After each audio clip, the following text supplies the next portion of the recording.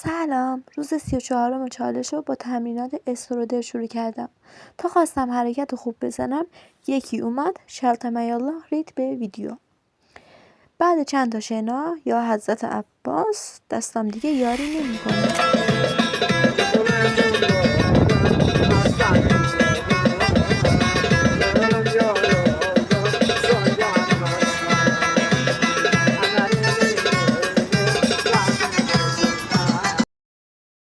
یکم هم از صدای عمو سازن لذت ببریم. امروز روز 34م چالشه. میتونم بگم با اینکه خستم ولی باید این مسیر رو ادامه بدم. در نظر گرفتم تا سال بعد بهترین ورژن خودم باشم. حالا یه هدفی دارم، نمیگم بهتون. هر موقع تا سال بعد بهش رسیدم میام بهتون میگم.